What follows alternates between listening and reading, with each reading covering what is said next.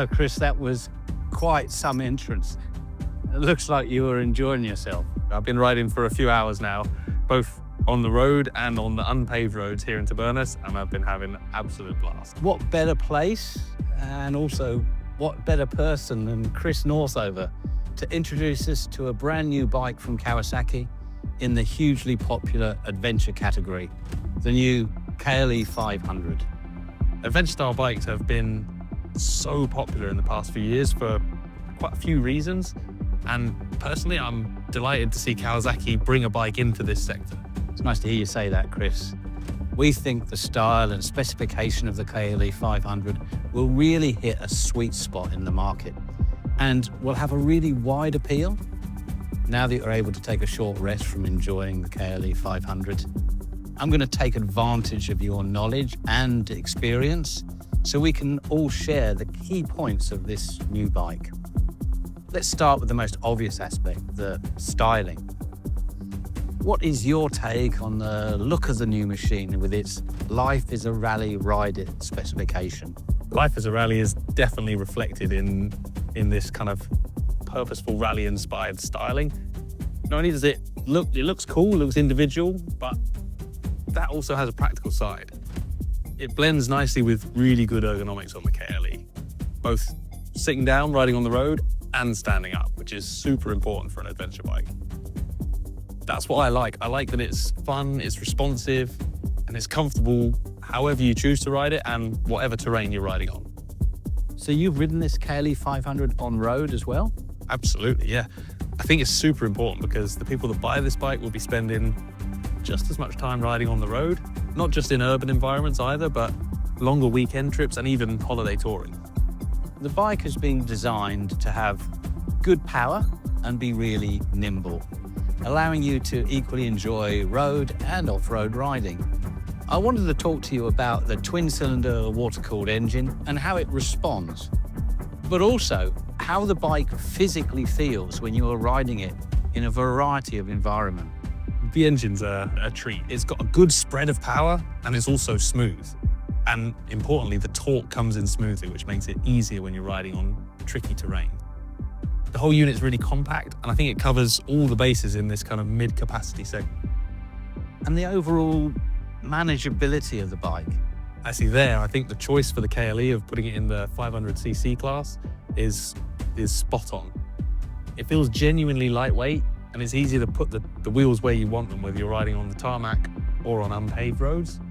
And I found that you don't tend to feel fatigued after lots of riding on it, like maybe you would do if you were on a larger capacity and therefore heavier adventure bike.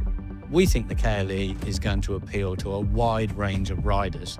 Even if you have never ventured off-road, you should try it. The KLE500 is a great tool for the job.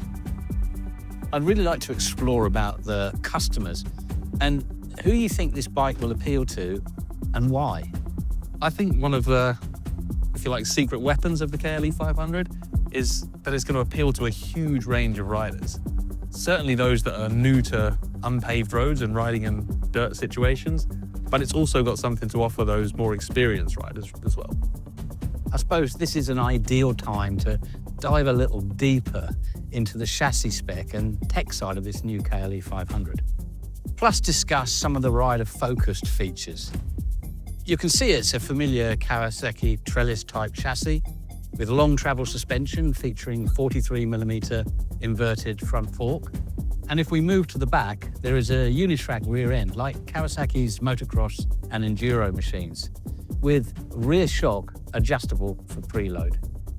And another nice thing that I really like is the ABS system is switchable, so you can turn it off completely for off-road riding. There's also a 21-inch front wheel and a 17-inch one at the back. These wheel sizes are kind of ideal for giving good feedback on the tarmac and on unpaved roads. And the feel you get when riding the bike is good for improving confidence. Good point. Ahead of the new fat bar handlebars, let's take a look at the meter panel.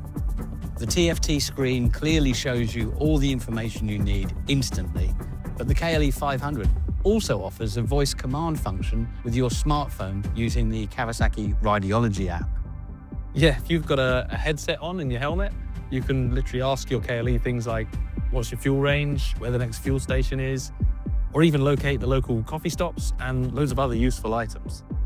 This one here is the SE version. Compared to the standard, the SE comes with some key differences. A larger volume aluminium bash plate, a large windscreen, perfect for touring journeys, a TFT screen with more functionalities that replaces the standard LCD item, LED turn signals, and a special graphic treatment. There's also a low seat option available as an accessory. Yeah, that's a really important thing because that's going to increase the number of people that the KLE500 will appeal to. We have both been mentioning the new KLE500 because, of course, Kawasaki have previously had a model called KLE500 back in the early 90s. In many ways, we are reimagining and reinvigorating that adventure bike crossover emotion with this new machine. And as we have mentioned, there is the model that you've been enjoying already, plus a standard version. But I can't help noticing there's a third bike here. Tell me about it. Well, that's something I'm just starting work on. I've been lucky enough to be allocated a KLE500 as a sort of project bike. I've already put some genuine Kawasaki accessories on there, including the tubular engine guard, the compact LED fog lamps, radiator screen, the Ergo Fit flat rear seat, which is lower than the standard one. I've then removed the rubber foot pegs to reveal the serrated off-road foot pegs beneath them. These extra touches they're sort of just the start for me, and I'm going to gradually create a KLE that's customized for my own personal taste and the sort of riding I like to do. It won't be the perfect KLE for everyone, but I hope that people that follow me on social media will kind of enjoy the process of taking this bike and modifying it to suit the purposes I've got for it. After all, life is a rally, so that's what I'm going to do. I'm going to go and ride it. Well, Chris, I think that about wraps up our snapshot of the new KLE500. I really want to thank you for sharing your insight with us. Oh, thanks. I'm really looking forward to spending more time on the new KLE and documenting my journey with the bike as I evolve it for my purposes and take it to some interesting places. Mine, thanks very much.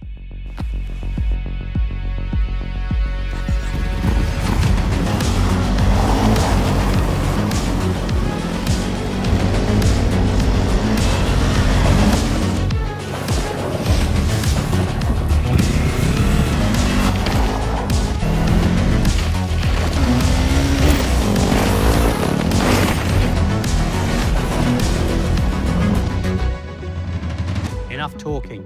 Life is a rally. Let's ride.